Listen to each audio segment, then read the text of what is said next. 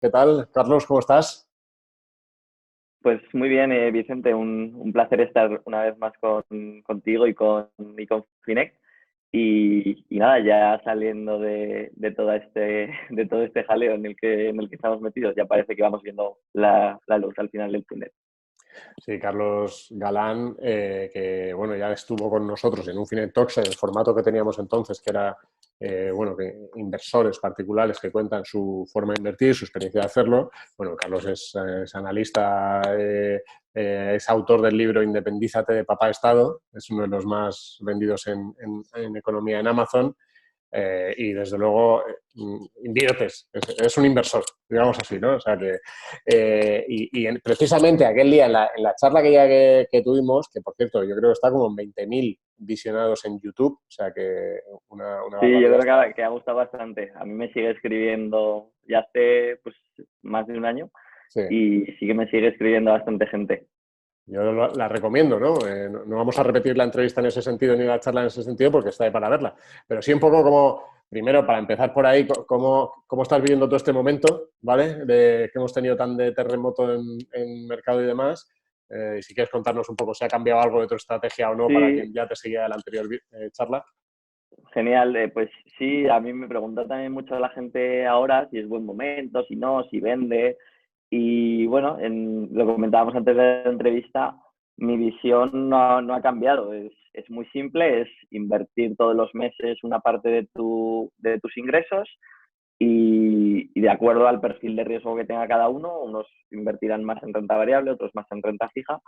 Y en ese sentido no ha cambiado nada. Yo sigo invirtiendo de forma automática todos los meses y es lo que sigo recomendando. De hecho, la gente que todavía no invierte y que me pregunta que si es buen momento, pues yo creo que siendo que siempre es buen momento o prácticamente siempre es buen momento, pues cuando la bolsa ha caído y puedes comprar más barato, pues mejor todavía. Eso es un poco lo que decía Warren Buffett de, bueno, si tú no eres ganadero y tienes que comprar hamburguesas toda tu vida, ¿qué prefieres? ¿Que el precio esté caro o barato?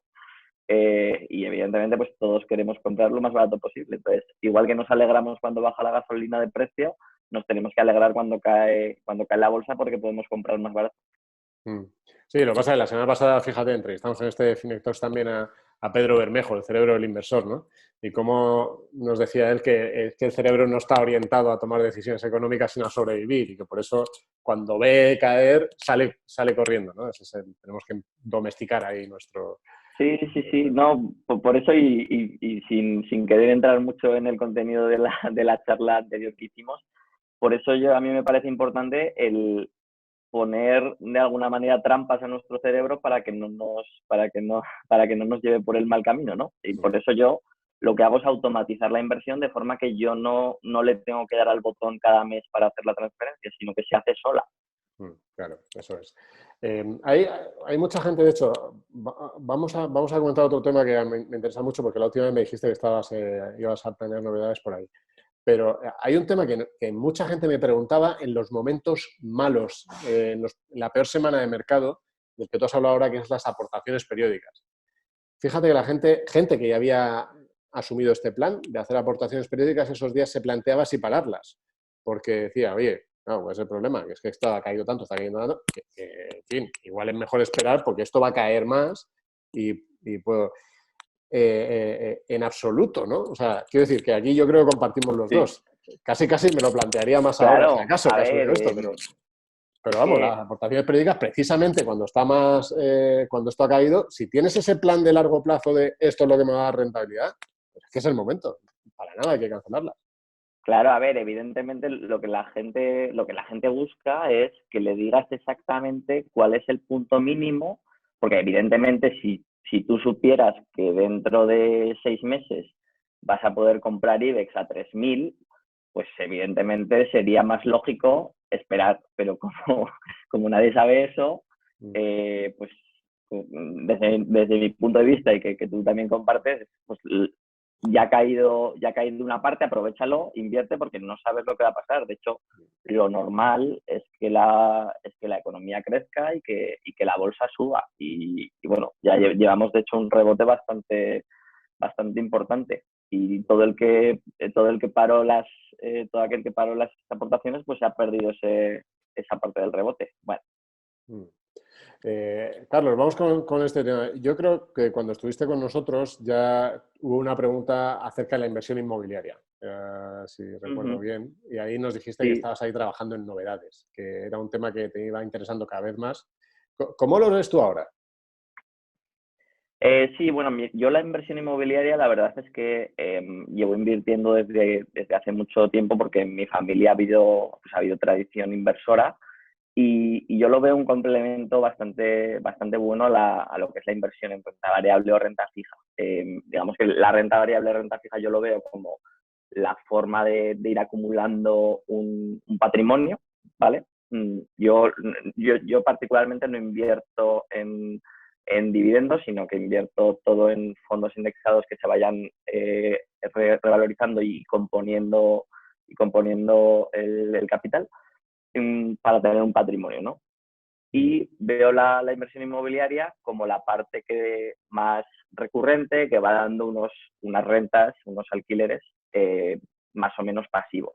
Y la veo bastante complementaria también porque permite a quien quiera apalancarse con el dinero del banco, ¿no? Así como si tú vas al banco y le planteas que quieres comprar acciones o fondos y que te financie esas operaciones, pues lo más probable es que no les encaje esa operación, cuando el inmobiliario es algo que el banco entiende y que por tanto podemos, si queremos, no es obligatorio, hay gente que prefiere no hacerlo, y podemos invertir también de esa forma apalancada. Y bueno, lo que tú decías, sí, desde la charla que tuvimos sí que he estado trabajando por un lado, un mini curso gratuito de 4 lecciones, que de hecho ahora a lo largo del mes de junio lo lanzo, y también tengo un podcast, Libertad Inmobiliaria, que he lanzado recientemente, donde entrevisto a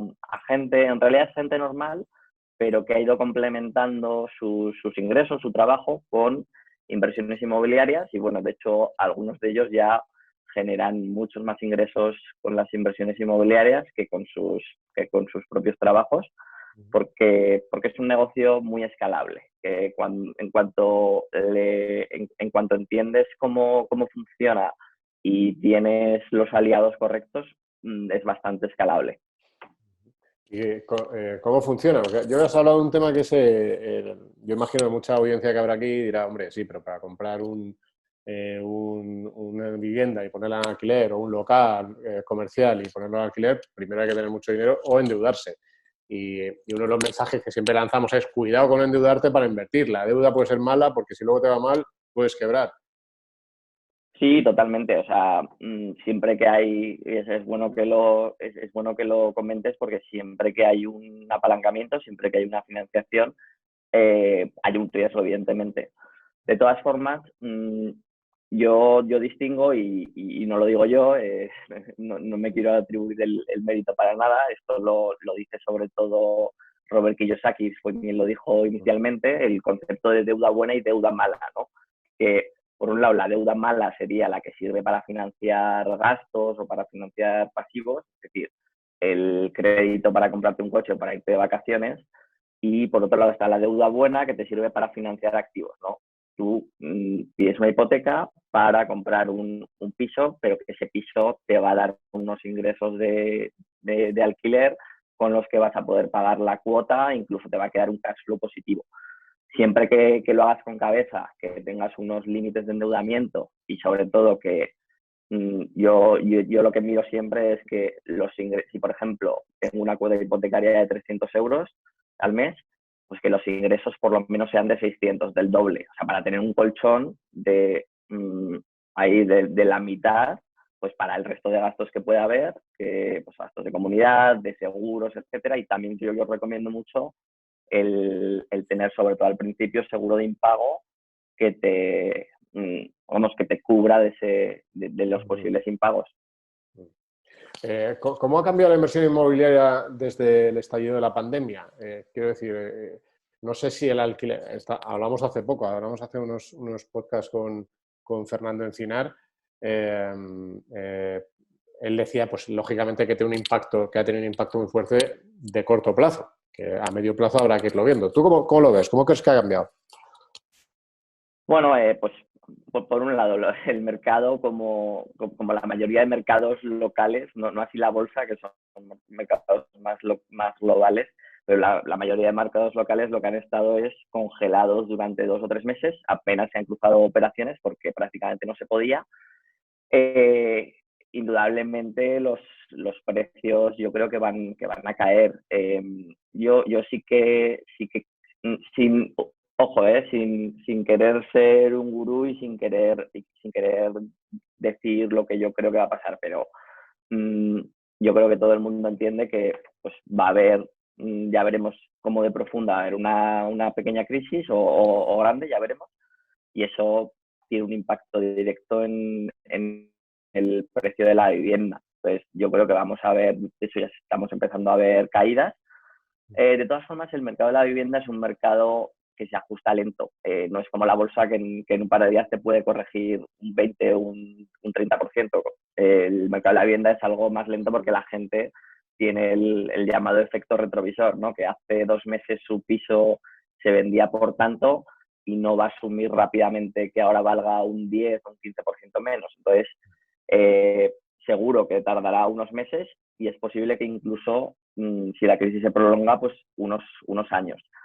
El mercado del alquiler es el que yo tengo algo más de dudas, porque es cierto que si el precio de la vivienda cae, el alquiler caerá, pero yo no sé si caerá en la misma medida, porque al final la demanda del alquiler, lo lógico es que siga alta o incluso crezca, porque puede haber determinados perfiles que estaban ahí un poco en el límite para comprar su vivienda, y ahora pues es posible que el acceso al crédito se restrinja un poco para estos perfiles menos solventes y que por tanto pues tengan que recurrir al alquiler. Entonces yo creo que la demanda de alquiler va a estar un poco más, va a compensar ese efecto de caída de precios.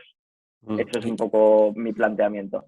Y desde el punto de vista de como inversor, ¿es un momento en el que tú crees que es bueno para salir a invertir en este mercado? Entiendo que habrá que ver cómo está la financiación bancaria Sí, también ahora mismo, ¿no? Pero claro, ¿qué estás claro. haciendo como inversor ahora? Yo la verdad ahora estoy atento, como siempre. Realmente yo creo que para empezar en el mundo inmobiliario, como inversor en inmuebles para alquilar, que es lo que yo hago, lo importante es estar siempre atento, ¿no? El estar en el mercado, tener tu red pues tanto de banqueros como de asesores inmobiliarios que te puedan pasar buenas operaciones, como de tasadores, en fin, que incluso de otros inversores. El estar en el mercado es lo que te hace ver las oportunidades cuando surgen. Entonces yo ahora estoy atento como siempre, pero sé que yo no voy a comprar nada este verano, por ejemplo. Creo que como mínimo esperaré a después de verano, por lo que te decía, porque el mercado de la vivienda se ajusta lento. Dicho eso, sí que estoy cada vez más atento a nuevas operaciones, porque en estas épocas es cuando surgen. Además, el mercado inmobiliario, como es un mercado muy local, pues pueden aparecer oportunidades puntuales de alguien que, por lo que sea, necesita vender por X, y si tú estás ahí preparado, es mucho más fácil. Si pongamos el caso, yo digo, yo no hago inversión inmobiliaria, con lo cual si te hago alguna pregunta de dummies, pues me lo dices, pero bueno, también la que tendrá mucha gente como yo, imagino. Tú directamente vas, ves el edificio, lo compras, lo alquilas. Eh, ¿Ese alquiler lo haces tú o ese alquiler lo haces con agencias y lo metes como coste de la compra y te olvidas? Depende del caso, Vicente. Yo Mm. últimamente lo que hago, lo que he encontrado es un agente inmobiliario de confianza, al que le dejo todas las propiedades para que las vaya creando. Él ya sabe un poco el perfil de inquilino que yo busco, está alineado conmigo. Ahí lo importante, ya seas tú o sea sobre todo si se lo dejas a un agente inmobiliario, lo que es muy importante definir es el perfil de inquilino al que apuntas, porque Mm. es importante que el agente inmobiliario entienda eso y esté alineado contigo, y que sepa que que puede crecer contigo a largo plazo, ¿no? Que no le vas a llevar una operación, sino varias, y que por tanto no te puede meter a cualquier inquilino, porque si hay problemas luego lo llamarás a él y le dirás, oye, que me has metido aquí a alguien que ha dado problemas. Entonces, yo ya te digo, depende del caso, pero generalmente se los paso a un agente inmobiliario de confianza. Ahí también depende, porque esto depende de ciudades, incluso casi de barrios, a quién repercute en el coste. Yo, por ejemplo, con este agente inmobiliario, él se lo repercute todo el coste al inquilino, a mí no me cuesta nada. Entonces, yo me desentiendo con alguien que sé que vela por mis intereses y además no me cuesta. Luego también hay un tema que, claro, el inquilino que tiene que pagar un mes más, pues también es un inquilino un pelín más solvente, ¿no? Ya no tiene que adelantar solo 2 meses, que es el primer mes, el mes de fianza, sino que además le tiene que pagar una comisión, o sea, tiene que adelantar 3 meses. Entonces, un pequeño filtro más, ¿no? De solvencia. Oye, Pero bueno, sí, perdón. No, digo, es mejor invertir para alquilar que invertir en inmuebles para venderlo después con beneficio. No es ni mejor ni peor, es un poco la filosofía que tenga cada uno. Yo sí que tengo este modelo porque a mí me encaja más, es más tranquilo, es más a largo plazo, pero bueno, que encaja la otra operación también. Yo lo otro no lo suelo hacer, aunque no descarto hacerlo en alguna operación concreta. O sea, si por lo que sea, pues un inmueble concreto veo que se adecua más a la compra, reforma y venta, pues lo haría de esa forma, pero yo en general me centro en compra para alquilar y tener en el patrimonio que genere unas rentas pasivas, pero encajan los dos modelos. Esto es como la inversión en bolsa de quien compra para vender más caro dentro de un año o quien compra para mantener a largo plazo y le den dividendos, por ejemplo. Pero esto es para todo el mundo, quiero decir. Al final, es verdad que todos sabemos fíjate, probablemente en España sabemos más de vivienda que de bolsa. Y probablemente mucha de la gente que esté escuchando. Sí, pero fíjate, yo creo que la gente tiene un poco la concepción de que comprar en vivienda es comprar para dar el pelotazo, de lo que dices tú, comprar, esperar 2 años y como los precios subían un 10-15% anual, vender. La gente no tiene tan interiorizado el modelo de compra para alquilar. Eso es, efectivamente. Y ahí el tema, entiendo que básicamente buena parte de que puedas desarrollar estrategia o no es efectivamente que tengas acceso a financiación bancaria, ¿no? Al final es que puedas ir a tener esa deuda buena que dices tú, que dice que ellos aquí, y que te la den, ¿no? O sea, antes de meterte en este mundo casi es lo primero que tienes que ver, ¿no? Si vas a poder tener esa capacidad de endeudarte. Sí, correcto. A ver, a mí me llegan también perfiles de todo tipo, que te sorprende gente que tiene un montón de dinero al contado y puede financiar operaciones directamente. Pero sí, el modelo generalmente suele ser el de compra con financiación. Generalmente se intenta ir al máximo posible, depende del perfil de cada inversor. Pero sí, con la idea de que los alquileres paguen las cuotas y generen también un cash flow mensual. Hombre, es verdad que el momento de los tipos de interés actual, pues es que, claro, si consigues efectivamente ese crédito y pues al final el local que compras, el piso que compras está en una zona en la que puedes ir metiéndole la subida de la inflación por lo menos, es que casi pagas la financiación con la subida de la inflación, vamos. Sí, eso es. Al final la financiación a día de hoy está muy barata. Realmente es prácticamente dinero gratis. De hecho, a mí casi me preocupa el tema de los bancos, a ver si van a poder seguir dando financiación de esta forma, porque es que el negocio del banco a día de hoy es muy malo. Pero sí, como inversores yo creo que es un buen momento para aprovechar eso, y quien quiera, evidentemente, controlando los riesgos, pues se puede endeudar con cabeza para generar ese patrimonio inmobiliario. Bueno, pues eso es muy importante, ¿no? La inversión inmobiliaria, esa oportunidad que da con mucho cuidado, ¿no? Porque todo lo que es deuda ya sabemos que que es muy fácil lanzarse al vacío y luego vienen los problemas familiares que No, son muy importantes, ¿eh? evidentemente, y luego el activo que compres, pues tienes que estar seguro de comprar con un colchón de seguridad, ¿no? O sea, sabes que estás comprando una... Yo lo que suelo recomendar es no ponerse en el escenario ideal de, bueno, esto en el momento de máximo boom se alquilaba por tanto, entonces mis ingresos pueden ser tanto. No, no.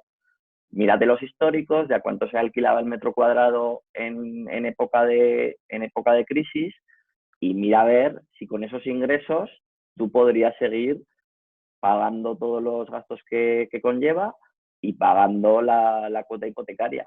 Y si juegas con ese colchón, entonces sí. Vamos a terminar.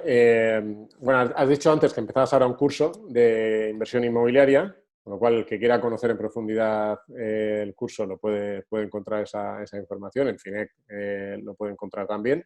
Pero dame 3 claves de la inversión inmobiliaria que me lleve yo, que me apunte y que se lo comente a mis amigos. Genial. Bueno, pues simplemente decir, el minicurso gratuito empieza el martes 16 de junio, son 4 lecciones, es el juego inmobiliario, donde pues explico un poco las bases del método que uso, ¿no? Desde los fundamentos de la inversión inmobiliaria, cómo descartar rápidamente malas oportunidades de inversión y cómo comprar no uno, sino varios pisos para construir ese patrimonio inmobiliario que te dé unas rentas pasivas, ¿no? En cuanto a las claves que comentas, pues yo diría, la primera, hacer siempre los números. Hay un montón de inversores que a mí yo creo que tanto a ti como a mí nos sigue sorprendiendo que siguen actuando por intuición. Entonces, hacer siempre los números. Lo segundo, el consejo que yo suelo dar es no comprar el piso que a ti te gusta. La gente, un poco al hilo de lo anterior, pero más específicamente, la gente se deja llevar por lo que ve en el piso que está viendo y no tanto en la rentabilidad. Y como tercer consejo, yo diría el crearte esa red. Yo creo que es muy importante, en realidad en todo en la vida, pero en esto especialmente, el tener una red, pues sobre todo fíjate, de inversores, de gente que esté alrededor y a la que poder preguntar dudas que surgen 1000 al principio. El tener esa red es súper importante. Pues nos quedamos con eso, Carlos. Un placer tenerte por aquí de nuevo, ¿eh? Igualmente, Vicente, cuando queráis. Ya sabéis que quienes queráis conocer mejor el estilo de inversión de Carlos, buscáis en el canal de Cinec en YouTube, Carlos Galán. Bueno, buscáis en YouTube Carlos Galán, que aparecerá su canal también y demás, pero si ponéis Finec, pues aparecerá esa charla que tanto seguimiento ha tenido. Y bueno, esperamos que esta entrevista también nos haya gustado, porque realmente es ese tema, ¿no? Yo creo que en España se habla bastante poco de inversión inmobiliaria. Y es un tema que muchos inversores, sobre todo en el mundo anglosajón, tienen muy presente en cartera y una parte de la cartera siempre va por este lado, ¿no? O sea que, bueno, hay que vayamos conociendo más opciones. Así que muchísimas gracias a todos. Muchísimas gracias de nuevo, Carlos. Muchas gracias, Vicente. Un abrazo. Nos vemos en la próxima.